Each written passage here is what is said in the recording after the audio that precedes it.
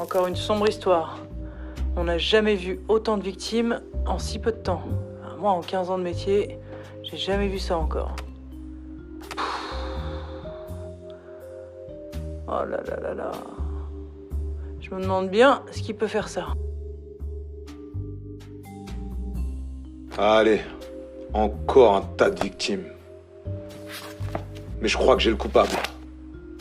Ouais, c'est le direct du bras avant.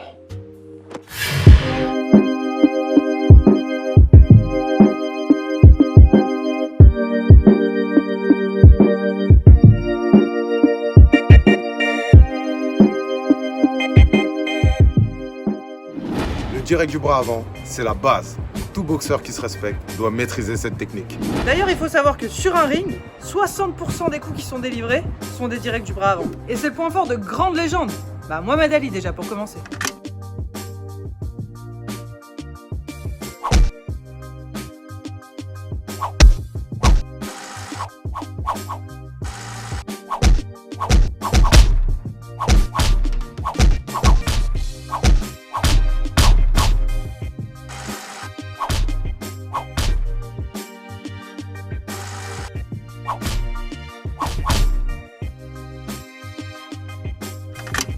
Roy Jones.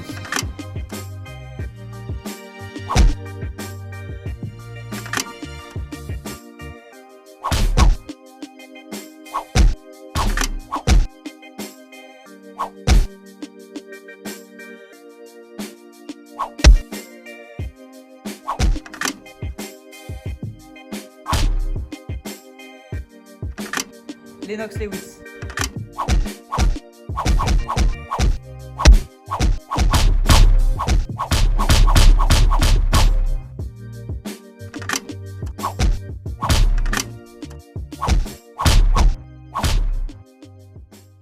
Bon, tu veux voir ce que ça fait un direct du bras avant? J'espère que t'as le cœur bien accroché. Regarde-moi ça. C'est pas beau à voir, hein.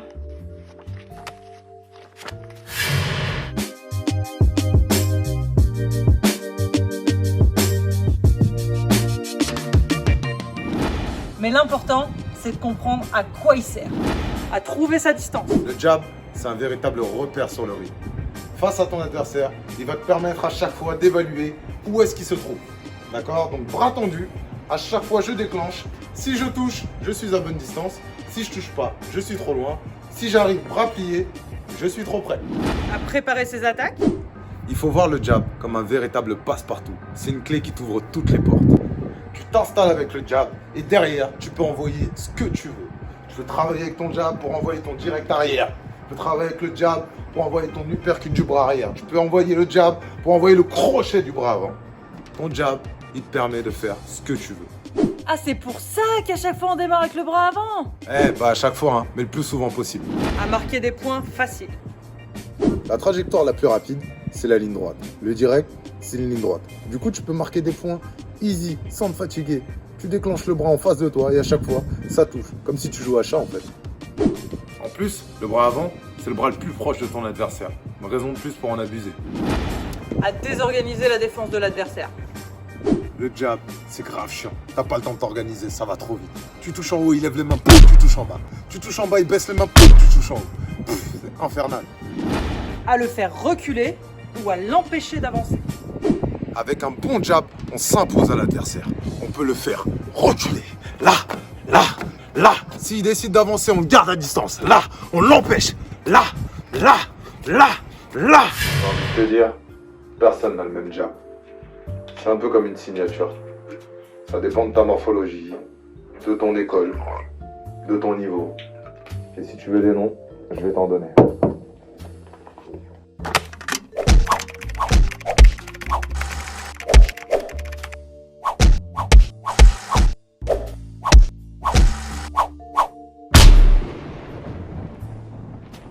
Tommy Hurt, le flicker jab. Son bras avant, impossible d'anticiper les trajectoires. Sugar et Léonard, son bras avant jeté.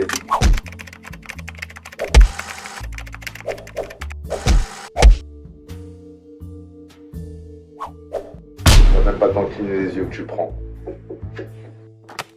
Canelo Alvarez.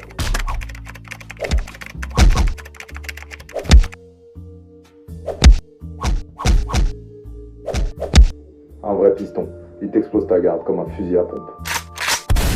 On va commencer par se mettre dans sa garde. Jambe droite devant pour les gauchers, jambe gauche devant pour les droitiers. Les genoux légèrement fléchis, le poids bien centré au milieu. On va lever les mains collées au menton, les coudes collés au corps. Et pour délivrer ce direct du bras avant, je vais prendre appui sur ma jambe arrière. Et à partir de cette prise d'appui, je vais pouvoir déclencher. Je vais déplier complètement le bras en tournant l'épaule, le coude et en vissant le poing à l'impact. Et là, tu vois, ce qui est important, c'est de rester en sécurité pendant que j'attaque. Et pour ça, mon bras arrière, il n'a pas bougé. Il est collé, le poing, il est collé au menton, le coude, il est serré contre le corps. Et de l'autre côté, c'est mon épaule qui est venue remplacer mon poing pour que je reste en sécurité. Et c'est pas fini, j'ai délivré mon coup, d'accord, mais il faut encore que je ramène mon poing. Et là, ça va être très important de penser à le ramener le plus vite possible, tout de suite au menton. Pour le jab au corps, parce que oui, on peut aussi l'envoyer à l'étage du dessous. Là, ce qui va être important, c'est de bien fléchir sur les jambes pour pouvoir toucher en bas. Là, de manière à avoir son épaule toujours collée au menton. Et on revient. Là, et on revient. Ok, alors maintenant qu'on l'a bien décomposé, on va le voir en vitesse réelle.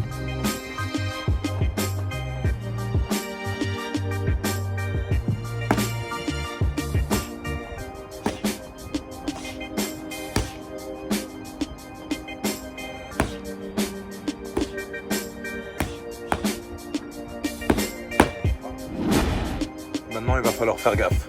Il y a plein d'erreurs à ne pas faire. Numéro 1, ne pas revenir en garde. Ça donne ça. Il y en a qui déclenchent le direct du bras avant, et au lieu de revenir au menton, ils laissent tomber le bras, et là, on s'expose à la contre-attaque. Numéro 2, je l'appelle les ailes de poulet. C'est quand tu déclenches ton attaque avec les coudes ouverts. Donc non seulement tu protèges pas le corps, et en plus ton attaque elle est téléphonée, et elle est beaucoup moins efficace. Quand tu pars ici, ton direct, aucune puissance. Donc on garde les coudes à l'intérieur. Numéro 13, se pencher en avant quand tu envoies ton direct. Le but du direct, c'est de travailler à distance et de se préserver. Donc si à chaque fois que tu l'envoies, tu te penches, tu t'exposes aux contre-attaques adverses. 4, les appuis. Quand tu boxes, tout part du sol. Il faut être bien ancré, bien fléchi sur les jambes pour être efficace. Sinon, non seulement tu n'es pas efficace, et en plus, tu tombes. Voilà, tu sais tout ce qu'il y a à savoir sur le jab. Ça t'a plu? Alors abonne-toi en cliquant là. Non, c'est là, non? C'est pas là? Non, c'est ici. Ou là, en haut. Abonne-toi, clique où tu veux. En tout cas, si la vidéo t'a plu, on te dit à très bientôt et à très vite sur notre chaîne Osphose. On s'en fout, on s'entraîne. Allez, à faire classer.